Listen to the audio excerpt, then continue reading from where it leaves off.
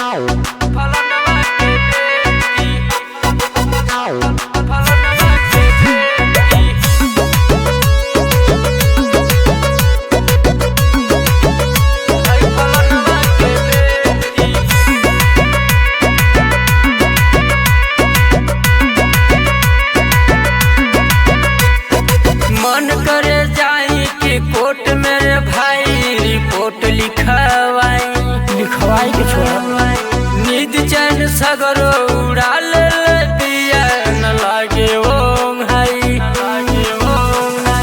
मन करे जाई कि कोर्ट मेरे भाई रिपोर्ट लिखवाई नींद चैन सगरो उड़ा ले दिया न लागे वो भाई।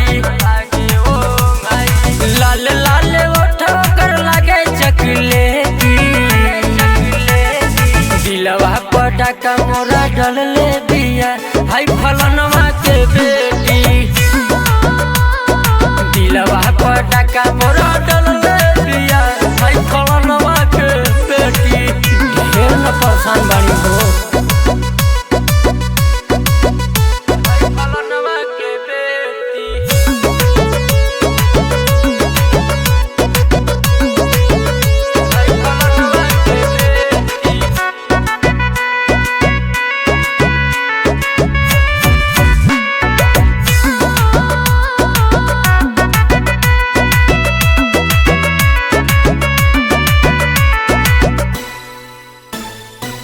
खाना पीना सब छोड़ देले बानी लागत नहीं खे भूख रे। पहले तो रहल सलमान खान बॉडी देखिए न गइल बानी सुख रे।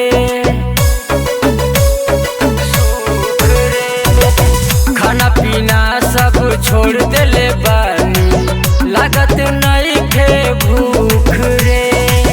पहले तो रहल सलमान खान बॉडी देखिए न गइल बानी सुख रे।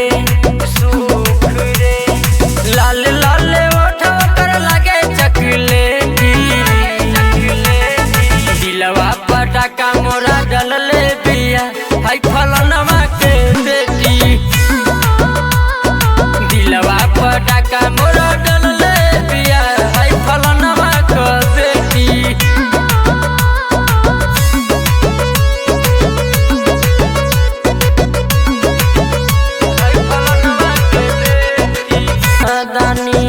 जान जय बाबू तो होई परेशानी मारी मारी लाठी से फोड़ दिए जानी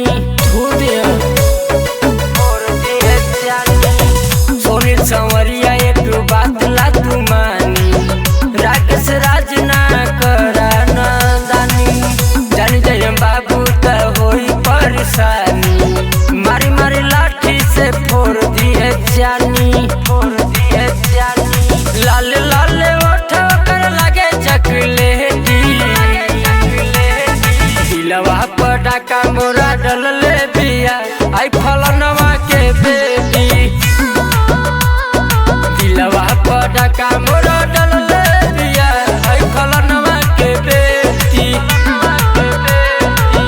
बहुत परेशान बानिए से हम।